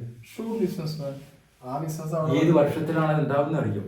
2016 കേന്ദ്ര ഗവൺമെന്റ് ഒരു ബില്ല് കൊണ്ടുവന്നു, ഭിന്നശേഷിക്കാർക്കുള്ള ആനുകൂല്യങ്ങൾ എന്ന് പറഞ്ഞിട്ട്. അതിനുവേണ്ടി ഫണ്ട് മാറ്റിവെക്കുന്നു. ഇത് കാണുമ്പോൾ നേരത്തെ പറഞ്ഞ വാക്കുണ്ടല്ലോ, ഷ്രൂഡ്, ബുദ്ധി ഉദിക്കുന്നു. മാജിക് ഏതായാലും അവസാനിച്ചു, പ്രോഗ്രാംസ് ഇല്ല. ഞാൻ എന്റെ പ്രോഗ്രാം നിർത്തുന്ന സമയത്ത് കേരളത്തിൽ കാണിക്കുന്നേക്കാൾ കൂടുതൽ ഷോ കർണാടകയിലാണ് കാണിച്ചത്. ഇല്ല, സ്റ്റേജ് ഷോ ഇല്ല. ആരെങ്കിലും ഷോ തരാന്ന് വെച്ചാൽ കാണാനാണില്ല. പരസ്യമായ രഹസ്യമാണ് ഇതൊക്കെ. പിന്നെ കുറച്ച് കുട്ടികളൊക്കെ ഉത്സവം, അമ്പലപ്പറമ്പ് എന്നൊക്കെ പറഞ്ഞ് പിടിച്ചു നിൽക്കുന്നുണ്ട്. അപ്പോ ആ ഒരു അവസ്ഥ വന്നപ്പോ മാജിക് പരിപാടി നിർത്തി, ക്ലോസ് ചെയ്തു. അല്ലാതെ അമ്മയുടെ വിഷമോ കുട്ടിയുടെ വിഷമോ കണ്ടിട്ടോ അല്ല. ഞാനത് എപ്പോഴും ആലോചിച്ചിട്ടുണ്ട്. ഒരു അമ്മയുടെയും കുട്ടിയുടെയും കാര്യം പറയുന്നുണ്ട്. ആ അമ്മേനെയും കുട്ടീനെയാണ് ആദ്യം കൊണ്ടുവന്നിട്ട് ഇവിടെ നിർത്തണ്ടേ? അല്ല, അത് കഥകളിലൂടെയാണ് അവന്റെ മോട്ടിവേഷൻ പോകുന്നത് മുഴുവൻ. അവൻ ജീവിക്കുന്നത് കഥകളിലൂടെയാണ്. അപ്പോ ഇത്തരം കഥകൾ പറഞ്ഞ് ഏത് കഥയും മാനിപ്പുലേറ്റ് ചെയ്ത് പറയാൻ സാധിക്കും. അവൻ പറയുമ്പോൾ എനിക്കറിയില്ല കേട്ടോ. അല്ല, ഇത് പറഞ്ഞതാണ്. ഈ അമ്മയുടെയും കുട്ടി ഒരു അമ്മയുടെ വേദന കണ്ടു. പക്ഷെ ആ അമ്മ എവിടെ, ആ കുട്ടി എവിടെ? ഇത്രയും വലിയൊരു സ്ഥാപനമായിട്ട് നിൽക്കുമ്പോൾ ആ അമ്മേനെയും കുട്ടീനെ എക്സാമ്പിൾ ആയിട്ട് അത് കൊണ്ടുവരുന്നത് അങ്ങനെയാണ്. അങ്ങനെയാണ് ഇപ്പോൾ ഇവിടുത്തെ. അപ്പൊ ഇപ്പൊ ഞാൻ പറഞ്ഞത്, ഇപ്പൊ ആ മാജിക് രംഗത്ത് നിന്നും ഇതിലേക്ക് ചുവടുമാറ്റം നടത്തി. കാരണം ഇത് കുറെ കൂടി ലുക്രേറ്റീവ് ആണെന്ന് കണ്ടതുകൊണ്ട് അങ്ങനെയാണ് ശൈലജ ടീച്ചർ അടുത്ത് പോയി പ്ലാൻ ഒക്കെ പറഞ്ഞു. അതിനനുസരിച്ച് ഫണ്ടുകൾ വരുന്നു, അതൊക്കെ എടുത്തു. പിന്നെ സാംസ്കാരിക വകുപ്പ് എല്ലാം ഓക്കെ, അതൊക്കെ പിന്നെ അവർ മിടുക്കാണ് ചെയ്തോട്ടെ, അതൊന്നും നമ്മൾ ഇടപെടുന്നില്ല. ഇപ്പൊ ഞാൻ ചോദിക്കുന്നത്, ഇതേപോലെ തന്നെ ഇതിനേക്കാൾ അട്രാക്റ്റീവ് ആയിട്ടുള്ള മറ്റൊരു ബിസിനസ് കണ്ടാൽ ഈ കുട്ടികളൊക്കെ എടുത്ത് പുറത്തിട്ടിട്ട് അങ്ങോട്ട് ചടങ്ങി. ഡെഫിനറ്റ്ലി. കാരണം ഇപ്പൊ ചോദ്യങ്ങൾ വന്നല്ലോ, അപ്പൊ അതിന്റെ മുന്നോടിയായിട്ടാണ് ഞാൻ എല്ലാം നിർത്തുകയാണ്, നിങ്ങൾ ഞാനെല്ലാം നിർത്തുക. ഇപ്പൊ നിർത്തുന്നല്ല, ഒരു ബുദ്ധിമുട്ട് ഉത്തരവാദിത്തങ്ങളൊന്നുമില്ല, കിട്ടിയത് മുഴുവനായിട്ട്. അപ്പൊ ഞാൻ ഇത്രയും പറഞ്ഞത്, എൻ്റെ ഒരു ശിഷ്യൻ, നല്ല ശിഷ്യൻ ഇങ്ങനെ അതപ്പതിച്ചു പോയില്ലോ എന്നുള്ള കാര്യത്തിലാണ്. എല്ലാവരും പറയും എനിക്ക് അസൂയാണ്. ഞാനെന്തിനാ അസൂയപ്പെടുന്നത്? അങ്ങനെയാണ് എനിക്ക് എന്നെ പഠിപ്പിച്ചു കൊടുക്കുന്നു. അസൂയുള്ള ആളാണെന്നുണ്ടെങ്കിൽ വേണ്ട, ഞാൻ പഠിപ്പിക്കുന്നില്ല. കാരണം എന്നെക്കാൾ വലുതാവില്ലെന്ന് എനിക്കറിയില്ല എന്ന് പറഞ്ഞാൽ പോലെ. ഞാൻ അതിനുശേഷം എത്രയോ പേരെ എപ്പോഴും പഠിപ്പിച്ചിട്ടുണ്ട്, ഇപ്പോഴും പഠിപ്പിക്കുന്നുണ്ട്. പക്ഷേ ഞാൻ പറഞ്ഞ ഗുരുവായി ഫീസ് വാങ്ങിയിട്ട് അപ്പം പഠിപ്പിക്കുന്നത്. അതിനുശേഷം ഈ ഒരു എക്സ്പീരിയൻസിന് ശേഷം ഞാൻ നേരത്തെ പറഞ്ഞില്ലേ, ഒന്നിനും നന്ദി അല്ലെങ്കിൽ പണം. ഇതിൽ നന്ദി പോലും കിട്ടാതെ വന്നപ്പോൾ പിന്നെ പണം ആയിക്കോട്ടെ, ഇതാണ് ചുരുക്കം. ഓക്കെ, അപ്പോൾ വലിയൊരു സ്റ്റോറിയാണ് കേട്ടോ. അതായത് നമുക്ക് എന്താ പറയാ, ഇതൊക്കെ ഇവന്റെ എക്സ്പീരിയൻസിലൂടെ പോരണം ആ വ്യക്തിയെ മനസ്സിലാവണമെങ്കിൽ. അത് നമ്മൾ ഒരാളെ ജഡ്ജ് ചെയ്യുന്നത് എപ്പോഴും അവരുടെ മുൻകാല പ്രവൃത്തികൾ വെച്ചുകൊണ്ട്. അതെ, എക്സാക്ട്ലി. എനിക്കിത് അറിയണമെന്ന് ഭയങ്കര ആഗ്രഹമായിരുന്നു. കാരണം ഈ വ്യക്തി പെട്ടെന്നൊരു ദിവസം കൊണ്ട് നന്മവരായതല്ല. പെട്ടെന്നൊരു ദിവസം കൊണ്ട് ഈ വ്യക്തി ഇങ്ങനെ, ഇപ്പോ പല കുട്ടികളുടെ അമ്മമാരും വന്നിരുന്നു പറഞ്ഞ് ഷിഹാബ് അടക്കം പറയുന്നത്, ക്യാമറയുടെ മുന്നിൽ ഒരു മുഖം, പുറത്ത് വേറൊരു മുഖം. ഈ ക്യാമറയുടെ മുന്നിലുള്ള മുഖം ചിലപ്പോ അഭിനയം പഠിച്ച് മുന്നിലൊന്ന് അഭിനയിക്കാൻ പറ്റും. ചിലർക്ക് ക്യാമറ ഓണാക്കുമ്പോൾ അത് ശീലമായിട്ട് മാറാൻ പറ്റും. അതായത് ഞാൻ അഭിനയിക്കുകയാണെന്ന് പറഞ്ഞത്. ക്യാമറയുടെ ബാക്കിലുള്ള ആള് വളർന്ന് വന്ന് നിൽക്കുന്ന സാഹചര്യം എന്ന് പറഞ്ഞാൽ അത് പണ്ട് മുതലുള്ള അയാൾ എന്താണെന്ന് അറിയണം. ഒന്നും രണ്ടും അല്ല, 4 മുഖം. അതായത് ആദ്യം അത് മോട്ടിവേഷൻ, രണ്ടാമത് അറഗന്റ് ആയിട്ട് ഉള്ള ബിഹേവിയർ, മൂന്നാമത് പിന്നെ കരച്ചിലായിരിക്കും. പിന്നെ വീട്ടിൽ വേറൊരു മുഖം. ഞാൻ അവനെ ശരിക്കും മനസ്സിലാക്കിയിട്ടുള്ള 2 വ്യക്തികളേ ഉള്ളൂ. അതായത് അവൻ്റെ അമ്മയ്ക്കോ സഹോദരങ്ങൾക്കോ ഭാര്യയ്ക്കോ പോലും അവനെ ശരിക്കും മനസ്സിലാക്കാൻ പറ്റിയില്ല. 2 പേരിൽ ഒന്ന് ഞാനാണ്, ഒന്ന് ജെസ്സിയാണ്. ഞങ്ങളാണ് അടുത്തിടപെടിയിട്ടുള്ളത്. ആ കുട്ടിയൊക്കെ ഇറങ്ങിയപ്പോൾ എന്താ അറിയും, 16 കൊല്ലം അവിടെ നിന്ന് എല്ലാമായി അവൻ്റെ ഗോസ്റ്റ് റൈറ്ററാണ് ഇവിടെ. ഈ ഇറങ്ങിപ്പോരുന്നത് ആ ഉടുത്തിട്ടുള്ള ഒരു വസ്ത്രം കൊണ്ട് മാത്രമാണ്. എല്ലാവർക്കും പേടിയാണ്, പേടിയാണ്, പറയില്ല. സോ ഇത് കാണുന്ന പ്രേക്ഷകർ നിങ്ങൾ മനസ്സിലാക്കേണ്ടത്, ഇന്ന് അവിടെ ഉള്ള അമ്മമാർക്കും മുമ്പ് അവിടെ ഉണ്ടായിരുന്ന ഒരു ഷിഹാബിനും മാത്രമുള്ള എക്സ്പീരിയൻസ് അല്ല. ഗോപിനാഥ് മുതുകാടിന്റെ വളർച്ചയിൽ പലർക്കും ഗോപിനാഥ് മുതുകാടിനെ കുറിച്ച് ഇതൊക്കെ പറയാനുണ്ട്. ഇപ്പൊ ഞാൻ വളർന്നു വന്ന സാഹചര്യത്തിൽ എന്നെ കുറിച്ച് എന്റെ പാസ്റ്റ് എന്താന്ന് പോയി ചോദിച്ചു കഴിഞ്ഞാൽ പലർക്കും ഇങ്ങനെയൊന്നും പറയാനുണ്ടാവില്ല. 1-2 പേര് ചിലപ്പോ നാട്ടിൽ എന്തെങ്കിലും ഒരു കച്ചറയോ വള്ളിയോ വർത്താനോ ആയിരിക്കും. പക്ഷെ അതൊക്കെ നമ്മൾ ചെറുപ്പത്തിൽ, ഇപ്പൊ ഞാൻ പറഞ്ഞു, നമ്മളൊക്കെ കുട്ടികളായിരിക്കുമ്പോ പേന കക്കും, ഇപ്പൊ കണ്ടാൽ അങ്ങോട്ട് കൊടുക്കും, അടിപിടി കൂടും. പിന്നെ എന്തെങ്കിലുമൊക്കെ നാട്ടിലെ നാട്ടിൽ പഠിക്കുന്ന സമയത്തൊക്കെ അതൊക്കെ ഒരു സ്റ്റേജ് വരെ ഉണ്ടാവും. ജീവിതത്തിലേക്ക് പ്രവേശിക്കുമ്പോ ഒരു 20-25 വയസ്സ് മുതൽ അത് വളരെ ഗൗരവമുള്ള വിഷയമല്ലേ. നമ്മളെ പഠനം, നമ്മുടെ കോളേജ് ലൈഫ്, പിന്നെ നമ്മുടെ കല്യാണം, തീർച്ചയായിട്ടും അങ്ങനെയായിരിക്കും. ഇനിയിപ്പോ ചെയ്യുന്ന ബിസിനസ് ആണെങ്കിൽ പോലും ഏതിലും അതിലൊരു നേറും നിറവും കാണിക്കാതെ നിർബന്ധമാണ്. ചതിയിൽ വഞ്ചനയില്ല എന്ന് പറഞ്ഞാൽ പാടില്ലല്ലോ. അപ്പൊ എന്താണെങ്കിലും ആ ഒരു പാസ്റ്റ് അറിയണമെന്നുണ്ടായിരുന്നു. കാരണം ഞാൻ നേരത്തെ പറഞ്ഞ പോലെ ഡിജിറ്റൽ മീഡിയ തന്നെ ഇല്ല എന്നുള്ളൊരു കാലഘട്ടം മുതൽ വളർന്നു വന്ന ഒരു മജീഷ്യനാണ്. അപ്പോ അങ്ങനെയുള്ള ഒരു വ്യക്തിയെ, ഇതിനിടയിൽ ഈ പത്മശ്രീയുടെ വിവാദമൊക്കെ ഉണ്ടായിരുന്നല്ലോ. ഈ പത്മശ്രീക്ക് വേണ്ടി ഇപ്പോഴും പത്മശ്രീ എന്ന് വിചാരിക്കുന്നത് അല്ല, അത് തെറ്റു പറയാൻ വയ്യ. പത്മശ്രീക്ക് വേണ്ടിയാണ് ഞാൻ പറഞ്ഞേ, പണം, പ്രശസ്തി, അപ്പൊ അതിന്റെ അംഗീകാരം അതിനുവേണ്ടി മാത്രം ഈ ആത്മാർത്ഥത തൊട്ട് തീണ്ടിയിട്ടില്ല. മജീഷ്യന്മാരുടെ കൂട്ടത്തിലെ പ്രാഞ്ചേട്ടനാണ്. നോക്കൂ, പിന്നെ അത് മീഡിയക്കാർക്ക് എല്ലാവരും അറിയാം. തിരുവനന്തപുരം പോയിട്ടുണ്ടെങ്കിൽ സകലരും പറയുന്നത് ഒരു 5-8 വർഷം, 8 വർഷം 10 വർഷം ആയിട്ടുണ്ടാവും, പത്മശ്രീ ഡിക്ലെയർ ചെയ്തു.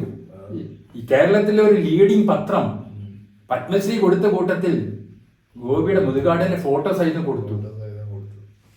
എന്താ ഉണ്ടായത് സത്യത്തിൽ അറിയോ? വേറൊരു ഗോപി, ഒരു ഗോപിനാഥൻ പത്മശ്രീ ഉണ്ട്. അത് നെയ്യാറ്റിൻകരയുള്ളതായ ഒരു നെയ്ത്ത് തൊഴിലാളിയും ഗോപിനാഥനാണ്. ഈ ഗോപിനാഥന് പത്മശ്രീ എന്ന് പറഞ്ഞപ്പോ മീഡിയ ഒക്കെയാണ് തീരുമാനിച്ചു ഇത് ഇവന് തന്നെയാണെന്ന്. ആ മീഡിയയുടെ കാര്യം അറിയിച്ചോളൂ. പക്ഷെ മീഡിയ മാത്രമല്ല, മീഡിയ, പോലീസ്, അധികാരികളിലൊക്കെ സ്വാധീനം.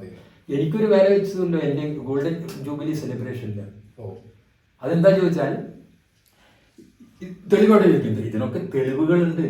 എക്സാക്ട്. ഞാൻ പറഞ്ഞ ഗോപിനാഥ് മുതുകാട് ഫസ്റ്റ് ഷോക്ക് ഇറങ്ങിയ ആ ഒരു നോട്ടീസ് മുതല് മലയത്ത് സാറിന്റെ കയ്യിലുണ്ട്. അതൊരു കെട്ടുള്ളത് ഞാനത് ഫുള്ള് കണ്ട പറ്റില്ല. അതൊരു ലോഡ് ഉണ്ട്. അപ്പൊ ഇതില് എന്റെ ഗോൾഡൻ ജൂബിലി സെലിബ്രേഷൻ ഇവിടെ തുടക്കം കുറിക്കുന്നത് കേരളത്തിലെ ഒരു ലീഡിംഗ് പത്രമാണ്. അത് എല്ലാവരും ഏറ്റെടുത്തു, മീഡിയാസ് ഒക്കെ ഏറ്റെടുത്തു. തിരുവനന്തപുരത്ത് ഗ്രാൻഡ് ഒരു പരിപാടി നടന്നു, മുൻകൂട്ടിയുള്ള വാർത്ത വന്നു, ടീസർ അങ്ങനെയുള്ളതൊക്കെ വന്നു. അത് കഴിഞ്ഞതിന് ശേഷം ഈ പറയുന്ന പത്രത്തിൽ ഈ ഇത്രയും നല്ലൊരു പരിപാടി നടന്നിട്ട് അത് അടൂർ ഗോപാലകൃഷ്ണൻ 3 മണിക്കൂർ മുഴുവൻ ഓഡിറ്റോറിയത്തിലും സ്റ്റേജിൽ കയറി ഇറങ്ങി ഇരുന്ന ആളാണ്. എല്ലാവരും പറയുന്നത് അദ്ദേഹം ഒരു ഫിലിം ഫെസ്റ്റിവലിന് പോയാൽ 1/2 മണിക്കൂർ കഴിഞ്ഞാൽ 1 മണിക്കൂർ കഴിഞ്ഞാൽ ഉടനെ പോയി റെസ്റ്റ് എടുത്ത് വരുന്ന ആളാണ്. അദ്ദേഹം അത്രമാത്രം താല്പര്യത്തിലായിരുന്നു. എന്നിട്ട് ഈ പത്രത്തിൽ ഒരക്ഷരം ഒരു വാർത്തയും വന്നില്ല. ഞാൻ അന്വേഷിച്ചു കഴിഞ്ഞപ്പോൾ റിപ്പോർട്ടറെ അയച്ചിട്ടുണ്ട്, ഫോട്ടോഗ്രാഫറെ അയച്ചിട്ടുണ്ട്. അപ്പോൾ സംസ്കരിക്കപ്പെട്ടു. ഞാൻ ഹെഡ് ഓഫീസുമായി ബന്ധപ്പെട്ടു, ഞാൻ കത്തെഴുതി ചീഫ് എഡിറ്റർക്ക്. എനിക്കൊരു മറുപടി വന്നു, തിരക്ക് കാരണം അത് കൊടുക്കാൻ കഴിഞ്ഞില്ല, അതിൽ ഞങ്ങൾ ഖേദിക്കുന്നു. കത്ത് എൻ്റെ കൈവശമുണ്ട്. അപ്പം അതിൽ ചകഞ്ഞിറങ്ങി തിന്നു. എന്താ ഉണ്ടായത്? എൻ്റെ ശിഷ്യനെ അത് മുടക്കിയത്. അല്ല, അത് വന്നതിന് ശേഷമാണ് മുടക്കുന്നത്. വന്നു കഴിഞ്ഞപ്പോഴാണ് ഈ പറയുന്ന ജെസ്സിയുടെ അടുത്തിരിക്കേണ്ട വിയർക്കുകയായിരുന്നു അവിടെ ഇരുന്നിട്ട് എന്നാണ് ഓഡിയൻസിലെ മജീഷ്യൻസ് മുഴുവൻ എന്നോട് പിന്നീട് പറഞ്ഞത്. ജെസ്സിനോട് എന്തോ ചോദിച്ചു എന്നുള്ളൊരു കഥ. അതെന്തോ ചോദിച്ചത് പിന്നീട് ചോദിച്ചപ്പോ ഒരൊറ്റ വാക്കാ ചോദിച്ചത്, അച്ഛന് സുഖമാണോ എന്ന് ചോദിച്ചു. എന്ന് പറഞ്ഞ് ജെസ്സി ഒരടി കസേര മാറ്റിയിട്ടു. അപ്പോൾ അതിൽ തീർന്നു. അപ്പോൾ 1 മണിക്കൂർ നേരം ആ സ്റ്റേജിൽ അതോട് കൂടിയിട്ടാവും ചിലപ്പോൾ ഈ പറഞ്ഞ പത്രത്തിലേക്ക് വിളിച്ചു പറഞ്ഞ് ആക്കിയത്. ആയിക്കോട്ടെ, അതൊന്നും സാരില്ല. അതൊക്കെ അവരവരെ പക്ഷേ അത് ഞാനും അവനും തമ്മിലുള്ള ഒരു ബന്ധം, ഇടപാട് മാത്രമാണ്. സമൂഹത്തെ ബാധിക്കില്ല. സമൂഹത്തെ ബാധിക്കുന്ന രീതിയിൽ ഇത് ചെയ്യുന്നത് വലിയ അനീതിയാണ്, വലിയ ക്രിമിനൽ കുറ്റമാണ്. അല്ല, ഇപ്പൊ കേസ് എടുത്തല്ലോ. ഇപ്പൊ ബേസിക്കലി ഇത്രയും ഞാനും ഈ ഒരു ഇന്ററാക്ഷൻ കൊണ്ട് വിചാരിക്കുന്നത്, നിങ്ങൾ പാസ്റ്റ് അറിയണം ആ വ്യക്തിയുടെ. ഓക്കെ, എന്താണ് അത് മലയത്ത് സാർ അല്ലാതെ ഇനി ആരും ഇല്ല. ഇവരോട് പക്ഷേ ഇവർ വരില്ല. പക്ഷെ ഞാൻ പറയുന്നത് തുടക്കം മുതൽ ശരിയാണ്. അതിനുശേഷമാണ് പിന്നെ ഈ കുട്ടിക്ക് വരുന്നത്. മലയത്ത് സാർ എന്ന് പറയുമ്പോ മജീഷ്യൻ മുതുകാടിനെയാണ് നമുക്കറിയാം. ആ ഗോപിയെ മജീഷ്യൻ ഗോപിനാഥ് മുതുകാടാക്കിയത് സാറാണ്. പിന്നെ ലൈഫിലേക്ക് വന്നതാണ് ജെസ്സിയും എല്ലാവരും. അത് വേറൊരു സ്റ്റേജിലാണ്. അവര് വരുമോ ഇല്ല നമുക്കറിയില്ല. Because this is the right time ഞാൻ പറയും. അവർക്ക് വിട്ടുകൊടുക്കുക. അവർക്ക് നല്ലൊരു കുടുംബജീവിതം ഒക്കെ ആയിട്ട് കഴിഞ്ഞുകൂടിയാണ്. അവർക്ക് ഇത്തരം കാര്യങ്ങൾക്ക് വരാൻ താല്പര്യം. ഞാൻ പറയുന്നത് എന്താ അറിയോ, ഇപ്പോഴും ഒരുപാട് പേർക്ക് ഇഷ്ടവും സ്നേഹവും ഒക്കെ തോന്നും. ഇപ്പൊ ഞാൻ ഭയങ്കരമായിട്ട് ഈ മനുഷ്യനെ ഇഷ്ടപ്പെട്ടതാണ്. ഒരുപാട് എന്റെ കണ്ടന്റുകൾ ഞാൻ റെഫറൻസ് ആയിട്ട് മുതുകാടിന്റെ മോട്ടിവേഷൻ ഒക്കെ വീഡിയോ വെച്ചിട്ട് ഞാൻ ചെയ്തിട്ടുണ്ട്. പക്ഷെ സെർട്ടൻ സ്റ്റേജിൽ നമുക്ക് മനസ്സിലാവും ഇങ്ങനെ ഒരു, ഞാൻ ഭയങ്കര ഷൂഡായിട്ടുള്ള വ്യക്തി. ഞാൻ തോന്നുന്നു ഞാൻ എന്റെ ഒരു ബിസിനസ് പറയുന്നത് യൂട്യൂബാണ്. ഞാൻ അതിൽ ഭയങ്കര ഷൂഡാണ് ആവണല്ലോ ആണ്. പക്ഷെ അവിടെ നമുക്ക് സക്സസ് ആവും. അതെ. പക്ഷെ നമ്മൾ അവിടെ എന്താ പറയുക, അവിടെ നമ്മുടെ ഷൂഡ്നെസ് കൊണ്ട് വേറൊരാൾ വേദനിക്കാൻ പാടില്ല. അത് തന്നെയാണ് അവനവൻ ആത്മസുഖത്തിന് ആചരിക്കുന്നവ അവരന് വേദനയാവാതെ വരണം എന്ന് ശ്രീനാരായണ ഗുരുവിന്റെ അടുത്ത് ഞാൻ ആദ്യമൊന്നും എന്റെ ഈ യൂട്യൂബിന്റെ സ്റ്റേജിൽ ഞാൻ ഒരു വേദനയെ കുറിച്ച് ചിന്തിച്ചിട്ടില്ല. ഇപ്പൊ കുറച്ചൊരു 1.5 വർഷമായിട്ട് എന്റെ വീഡിയോസ് കാണുന്നവരെന്നെ പറയും പണ്ടത്തെ സായി അല്ലല്ലോ. കാരണം ഞാൻ വീഡിയോ ഇട്ടിട്ട് ഒരാൾക്ക് വേദനിച്ചു എന്ന് പറഞ്ഞു കഴിഞ്ഞാൽ ഞാൻ എക്സാക്ട്ലി അവിടെ പോയി അവരോട് പറഞ്ഞ് ഞാൻ എന്താണോ ഇനി അതിനൊരു ചെയ്യേണ്ട കാര്യങ്ങളുണ്ടോ അതോ ഇനി അത് ഞാനത് വേറെ എന്തെങ്കിലും പറയണോ ചെയ്യണോ, ഞാൻ അങ്ങനെ അവരോട് സംസാരിച്ച് എല്ലാവരും പറയും നീ ഇന്നൊരാളായിട്ട് അടിണ്ടാക്കിയ നാളെയാളായിട്ട് ഫ്രണ്ട് ആവും. അത് ഞാൻ ആ ഫ്രണ്ട് ആവുന്നത് എന്തുകൊണ്ടാണ്? ഈ ഷ്രൂഡ്നെസ് ഈസ് ഗുഡ്, ഫൈൻ ആണ്. കാരണം നമ്മുടെ ബിസിനസ് വളർച്ച ഷ്രൂഡാണ്. ഓപ്പോസിറ്റ് സൈഡിൽ നമ്മൾ മറ്റുള്ളവരൊക്കെ ചവിട്ടി മെതിച്ചിട്ടാണ് പോകുന്നത്. അത് ഇപ്പത്തെ ഒരു അവസ്ഥ എന്ന് പറഞ്ഞാൽ ഈ കുട്ടികളും ഈ കുട്ടികളും അമ്മമാരും ഒരിക്കലും ഒരു പ്രദർശിപ്പിക്കുന്ന രീതിയിലുള്ള ഒരു ബിസിനസ് ചെയ്യരുത്. കാരണം ഇവിടെ സൊസൈറ്റിയിൽ ഗവൺമെന്റ് അടക്കം ഈ പറഞ്ഞ കുട്ടികൾക്കും അമ്മമാരെയും സംരക്ഷിക്കാനുള്ള എല്ലാ നിയമങ്ങളും ഫണ്ടുകളും ഇവിടെ ഉണ്ട്. അത് ഒരാളിലേക്ക് മാത്രം കോൺസെൻട്രേറ്റ് ചെയ്ത് അയാൾ മാത്രം ഞാനാണ് ഭിന്നശേഷിയുള്ള കുട്ടികളുടെ ഗോഡ് ഫാദർ എന്ന് പറഞ്ഞ് സ്വയം ഏറ്റെടുത്ത് അവരുടെ മുഖത്ത് നോക്കിയിട്ട് എൻ്റെ ഔദാര്യത്തിലാണ് നിങ്ങൾ ജീവിക്കുന്നതെന്ന് പറയുമ്പോൾ ആ വ്യക്തി കടന്നു വന്ന അദ്ദേഹത്തിന്റെ പാസ്റ്റ് ഇപ്പൊ സാറ് പറയുമ്പോൾ നിങ്ങൾക്ക് അത് കണക്ട് ആവും. ഈ വ്യക്തി ഇങ്ങനെ പറയും അത് നോക്കും, ആലോചിച്ച് നോക്കും. നമ്മുടെ കുറ്റമാണ് അവരമ്മ പറയേണ്ടത്, നമ്മുടെ കുറ്റമാണോ നമുക്ക് അതിന് കുട്ടിണ്ടാവുന്നത്? അവൻ നല്ല ആകാരത്തിലും രൂപത്തിലും ഉണ്ടായത് അവൻ തിരഞ്ഞെടുത്തതാണോ? നമുക്ക് നമ്മുടെ ഇതൊക്കെ തിരഞ്ഞെടുക്കാനുള്ള നമ്മുടെ സെക്സോ നമ്മുടെ അച്ഛനമ്മയോ പിന്നെ ബാക്കിയുള്ള ഇതൊക്കെ തിരഞ്ഞെടുക്കാനുള്ള എന്തെങ്കിലും സ്വാതന്ത്ര്യമുണ്ടോ? മതമോ അങ്ങനെ ഇല്ലല്ലോ. അപ്പോ അത് പ്രകൃതിയിൽ നിന്ന് കിട്ടി അത് നമ്മൾ അംഗീകരിക്കുക. എന്നിട്ട് മറ്റുള്ളവനെ വേദനിപ്പിക്കുന്ന മനസ്സാണ് അതിൽ കാണുന്നതായിരുന്നു. അതാണ് എല്ലാരും. പക്ഷെ പുറത്ത് അറിയാത്തത് എന്താ അറിയാം, പുറത്ത് പ്രസന്റ് ചെയ്യുമ്പോൾ ഈ ബീജിയം വിട്ട് മോട്ടിവേഷൻ പറഞ്ഞ് അത് എന്താ കാരണം എന്നറിയോ? ഒരു മാജിഷ്യന്റെ അല്ല, അത് മാത്രമല്ല, മനുഷ്യന് ക്രിട്ടിക്കൽ മൈൻഡ് എന്ന് പറയുന്നത്, ഞാൻ ഒരു മൈൻഡ് ഡിസൈനറാണോ, ക്രിട്ടിക്കൽ മൈൻഡ് എന്ന് പറഞ്ഞിട്ട് ഉള്ള ഒരു പ്രസ്ഥാനമുണ്ട്. ഈ കോൺഷ്യസ് മൈൻഡ്, സബ് കോൺഷ്യസ്, അതിൻ്റെ ഇടയ്ക്കാണ് ഈ ക്രിട്ടിക്കൽ മൈൻഡ് ഉള്ളത്. ക്രിട്ടിക്കൽ മൈൻഡ് ആക്സെപ്റ്റ് ചെയ്താൽ മാത്രമേ സബ് കോൺഷ്യസിലേക്ക് ആ വിവരത്തുള്ളൂ. സബ് കോൺഷ്യസിൽ എത്തിക്കഴിഞ്ഞാൽ മാത്രമേ നമ്മളത് അംഗീകരിക്കുള്ളൂ. ഇതിവിടെ എന്താ സംഭവിക്കുന്നത് ചോദിച്ചാൽ വലിയൊരു ഇമേജാണ്. ഇപ്പോൾ ഉദാഹരണത്തിന് ഇപ്പം നമുക്ക് മഹാത്മാഗാന്ധിയെക്കുറിച്ചോ അല്ലെങ്കിൽ അമൃതാനന്ദമയെക്കുറിച്ചോ ഇല്ലെങ്കിൽ നമ്മുടെ പ്രിയപ്പെട്ട രാഷ്ട്രീയ നേതാവിനെ കുറിച്ച് നമ്മുടെ എതിരാളിയും അഭിപ്രായ വ്യത്യാസം പറഞ്ഞ് നമ്മൾ അംഗീകരിക്കുമോ? കാരണം എന്താ വെച്ചാൽ സബ് കോൺഷ്യസ് അത് നല്ല ഒരു ഇമേജിനോട് കൂടി തന്നെ കാത്തു സൂക്ഷിക്കുക. അപ്പോൾ ക്രിട്ടിക്കൽ മൈൻഡ് റിജക്റ്റ് ചെയ്യും. അപ്പോൾ 2000-നൊക്കെ ശേഷം ഇപ്പോൾ ഉള്ളതായി തലമുറയ്ക്ക് ഇവന്റെ ഈ നല്ല രൂപം മാത്രമേ അറിയുള്ളൂ. കാരണം അതിൽ കുറ്റം പറയാൻ വയ്യ, മറ്റൊന്നും ആർക്കും അറിയില്ലല്ലോ. അപ്പോൾ സെറ്റായി സബ് കോൺഷ്യസ് ഉറപ്പിച്ചു വെച്ചിരിക്കുകയാണ്. പിന്നെ പറയുന്നത് ആരാ? ഏതെവിടെ കൊടുക്കുന്ന ഒരു അമ്മ, ഏതോ ഒരു കുട്ടി. ഞാൻ പറഞ്ഞാൽ പോലും വിശ്വസിച്ചിരിക്കില്ല. ഞാൻ ഒരു ഘട്ടത്തിൽ പറഞ്ഞപ്പോൾ എൻ്റെ മെജിഷ്യൻസ് അടക്കം പറഞ്ഞു അസൂയെന്ന് പറയാം സാറ്, സാറിന് അവിടെ എത്താൻ പറ്റാനിട്ടേ ഇത് ഇങ്ങനെ. അപ്പൊ ആ ക്രിട്ടിക്കൽ മൈൻഡ് ആരാണ് പറയുന്നത്, എന്താണ് പറയുന്നത്, അതിൽ വല്ല വാസ്തവമുണ്ടോ, അതിലുള്ള സാധ്യത ഉണ്ടോ എന്നുള്ളതൊക്കെ നോക്കിയിട്ടേ നമ്മുടെ ക്രിട്ടിക്കൽ മൈൻഡ് അത് ആക്സെപ്റ്റ് ചെയ്യുള്ളൂ. അതുകൊണ്ടല്ലേ നമ്മൾ പറയാറുണ്ട്, പിന്നെ ഈ ആത്മാവിനെ കുറിച്ച് പറയുമ്പോൾ പ്രേതത്തെക്കുറിച്ച്, ആത്മാവ് നമ്മളെ മരിച്ചുപോയ ജസ്റ്റിസ് വി.ആർ. കൃഷ്ണയ്യർ അദ്ദേഹത്തിന്റെ ഭാര്യയുടെ ആത്മാവുമായിട്ട് സംസാരിച്ചു എന്നൊക്കെ പറയുന്നല്ലോ. അപ്പൊ എന്താ കാരണം, ആരാ പറയുന്നത്? കൃഷ്ണയ്യർ സാർ പറയുമ്പോൾ അത് നുണയാവില്ലല്ലോ. വേറെ ആരെങ്കിലും വേറെ ആരെങ്കിലും പറയാൻ പറയും. അപ്പൊ അതാണ് ആര് പറയുന്നത് ആസ്പദപ്പെടുത്തിയിട്ടാണ് ആ ഇമേജ് ഉണ്ടാക്കിയെടുക്കാനുള്ള സ്വന്തം ലൈഫിൽ മാജിക് കാട്ടി. അതാണ് സംഗതി. എന്ത് വേണമെങ്കിലും പറയാതിന് അവിടേക്കൊന്നും ഞാൻ വരുന്നില്ല. ഇതൊക്കെയാണ് നമുക്ക് ഉണ്ടായിട്ടുള്ളതായ ആ ഒരു വളർച്ചയുടെ കാലഘട്ട രീതികൾ അതായിരുന്നു. പിന്നെ അവസാനിപ്പിക്കുമ്പോൾ ഞാൻ പറയാലോ, ഇത് പിന്നെ ഏതിനും നമുക്ക് നന്നായിട്ടും ചെയ്തിട്ട് ഉപയോഗിക്കാം. ഇവനത് ഉപയോഗിച്ചത് ഇങ്ങനെ ആയിപ്പോയി എന്നുള്ള കാര്യത്തിലാണ് എനിക്ക് ഏറ്റവും വലിയ പ്രശ്നം. അല്ല, ഇപ്പോഴും ഈ അമ്മമാരും ഷിഹാബൊക്കെ പറയുന്നത് ഞങ്ങൾക്ക് സാർ ഈ പരിപാടി നിർത്തണമെന്നോ അല്ലെങ്കിൽ സാറ് നാളെ ഇതൊക്കെ നിർത്തി വേറെ മാജിക് തന്നെ പോകണമെന്നോ അങ്ങനെയൊന്നും നമ്മൾ പറയുന്നില്ല. തെറ്റ് കയ്യിൽ നിന്ന് സംഭവിച്ചു, മാപ്പ് പറയുക, നന്നാക്കി മുന്നോട്ട് പോകും, അത്രേ ഉള്ളൂ. അതേ അവരും ആവശ്യപ്പെടുന്നുള്ളൂ, അതിന് കൂടുതൽ അവർക്ക് വേണ്ട. അല്ല, ആരും പറയില്ല പ്രസ്ഥാനം നിർത്തരുത്, നിർത്താൻ പാടില്ല, ഇവൻ മനംമാറ്റം ഉണ്ടാവണം, ഇതൊരു പാഠമാക്കി എടുക്കണം. പക്ഷേ അത് ആക്സെപ്റ്റ് ചെയ്യണം, അതുണ്ടാവില്ല.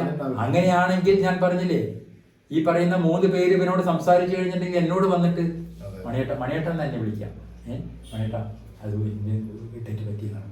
ആ ഒരൊറ്റ വാക്ക് പോലെ അന്നത് പറഞ്ഞിരുന്നെങ്കിൽ എത്രമാത്രം ഗൈഡിയായിരുന്നു. പിന്നെ ജീവിതത്തിൽ കുറേ പേരോട് ഇങ്ങനെ പറയും, ജെസ്സി അടക്കം സാർ അടക്കം ഒരുപാട് പേരോട് അത് നിരന്ന് പറയേണ്ടി വരും.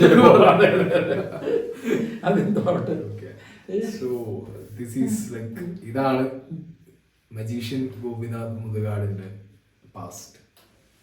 പ്രസന്റ് പിന്നെ ഇപ്പൊ നിങ്ങൾ അറിയുന്ന കാണുന്നൊക്കെ ഉണ്ട്.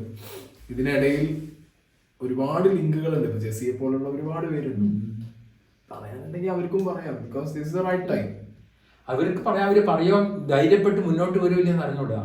നിങ്ങൾക്ക് അറിയോ, പിന്നെ അവരുടെ കാര്യമാണ്, എനിക്കറിയാവുന്ന കാര്യം എന്നാലും പറയാണ്. അവൻ്റെ മാജിക് ചെയ്യുന്ന സമയത്ത് കോഴിക്കോട് മുതലക്കുളം മൈതാനിയിലെ ഒരു പിന്നെ കറണ്ടുമായി ബന്ധപ്പെട്ടുള്ളതായ ഒരു അണ്ടർ വാട്ടർ ഇലക്ട്രോക്യൂഷൻ ഒരു മാജിക് ചെയ്യുമ്പോൾ ആ പിന്നെ വെള്ളത്തിലേക്ക് കറണ്ട് പാസ് ചെയ്യേണ്ട ഒരു സന്ദർഭം അവിടെ അറിയാതെ ഉണ്ടാവുകയാണ്. ആ സമയത്ത് പെട്ടെന്ന് മൈക്ക് ഓപ്പറേറ്റ് മ്യൂസിക് ഓപ്പറേറ്റ് ചെയ്തിരുന്നവൻ ഇത് അറിഞ്ഞിട്ട് ഇവിടുന്ന് ചാടിപ്പോയിട്ട് ആ പ്ലഗ് വലിച്ചു ഊരിയത് കൊണ്ടാണ് ഇന്ന് മുതുകാട് ജീവിച്ചിരിക്കുന്നത്. അതാരാറിയോ? ഈ നാട്ടുകാരനാണ്. അവൻ്റെ ഡ്രൈവറായിട്ട് 35 കൊല്ലത്തോളം ജോലി ചെയ്തവനാണ്. നാരായണൻ എന്ന് ഇവരൊക്കെ മാമാന്ന് വിളിക്കും. നാരായണൻ എന്ന് വിളിക്കുന്നവനാണ്. അവനിവിടെ ഇന്ന് ഒരു ഓട്ടോറിക്ഷ ഓടിച്ച് നടക്കുകയാണ്. അവിടുന്ന് പറഞ്ഞേക്കില്ല. അതാണ് ഭയങ്കര ഒരു പോയിന്റ്. അവിടുന്ന് വന്നവരെല്ലാവരും സ്വയം പോകുന്നതാണ്. പോരാനുള്ളതായ സന്ദർഭ സാഹചര്യം ഉണ്ടാകും. അതായത് കോർപ്പറേറ്റ് തന്ത്രമാണ് പ്രയോഗിക്കുക. അത് ഭയങ്കര ഒരു പോയിന്റാണ്. ഷിഹാബ് അവിടുന്ന് ഇറങ്ങി വന്നപ്പോ പറഞ്ഞൊരു കാര്യമാണ്, ഞാനായിട്ട് ഇറങ്ങി പോകുന്നതാണ്, എനിക്ക് ഇറങ്ങി പോരാൻ മാത്രം പ്രശ്നങ്ങൾ എനിക്ക് അവിടെ പ്രഷർ താങ്ങുന്നു. നിങ്ങളൊന്ന് ആലോചിച്ച് നോക്കി. ഇപ്പൊ ഈ പറഞ്ഞ നാരായണൻ എന്ന് പറഞ്ഞ വ്യക്തി ഇറങ്ങിപ്പോതാണ്. എത്ര വർഷം മുമ്പ്? വർഷപ്പോ ഒരു 5-6 വർഷമൊക്കെ ആയിട്ടുണ്ടാവും. എപ്പോഴാ ചോദിച്ചാൽ അതിന്റെ സന്ദർഭം കൂടി ഞാൻ പറയാം. ഞാൻ പറയാൻ പാടുണ്ടോ ഇല്ലെന്ന് എനിക്കറിയില്ല, എന്നാലും ഞാൻ പറയാണ്. നിങ്ങളത് ഇടാതിരിക്കുകയോ ചെയ്തോളൂ. സന്ദർഭം എങ്ങനെയാണ്? കാരണം നാരായണനെ ഞാൻ ദിവസം കാണുന്നുണ്ട്. നാരായണന്റെ മകളുടെ കല്യാണമാകുന്നു. നാരായണന്റെ മകളുടെ കല്യാണമാവുന്ന സമയത്ത് 35 കൊല്ലം ജോലി ചെയ്ത് ഒപ്പം നിന്നിട്ട് ജീവനൊക്കെ രക്ഷിച്ച ഇവൻ ഇന്ത്യ മുഴുവൻ ഭാരതയാത്രയിൽ മുഴുവൻ ഓടിക്കുക വണ്ടിയാണ്. തുടക്കം തൊട്ടുള്ള ഡ്രൈവർ നടത്തും. ആ മകളുടെ കല്യാണത്തിന് എന്തെങ്കിലും ഒന്ന് കൊടുക്കേണ്ടിയില്ലേ? അതിൽ നിന്ന് രക്ഷപ്പെടാൻ കൊടുക്കുമ്പോൾ ഒരു 1000-2000 പറയോ? അതിൽ നിന്ന് രക്ഷപ്പെടാൻ വേണ്ടിയിട്ടാണ് നാരായണനെ സഹായിച്ചതറിയോ? മോഹൻലാൽ. ഇതൊക്കെ ഇപ്പൊ നമ്മുടെ ഇതിൽ വരുന്നതല്ലെങ്കിലും ഞാൻ നമ്മളെ സംഭാഷണം മധ്യമായിട്ട് പറഞ്ഞു പോയതാണ് കേട്ടോ. ഇനിയിപ്പോ ഇത് പിന്നെ അതല്ല പ്രശ്നം എന്ത് വരുന്ന എനിക്ക് പ്രശ്നമല്ല, വിഷയമല്ല. ഈ വിമർശകർക്ക് പറയാം. മലയത്ത് എങ്ങനെയാണ് അറിഞ്ഞത്? ആരാണ് നിങ്ങളോട് പറഞ്ഞിട്ടുണ്ടോ? പറഞ്ഞിട്ടുണ്ടെങ്കിൽ അതിന്റെ തെളിവ് എവിടെ എന്നൊക്കെ അവർ ചോദിക്കും. അതുകൊണ്ടാണ് ഞാൻ ആദ്യം പറഞ്ഞത് ഞാൻ കളവ് പറയാറില്ല. പറയുന്നത് എന്നും അതിൽ ഉറച്ചു നിൽക്കുക. കാരണം സത്യം പറയുന്നു, സത്യം ചെയ്യാറുള്ളൂ. അപ്പോൾ ഓക്കെ സർ, സന്തോഷം. Thank you. Okay, by.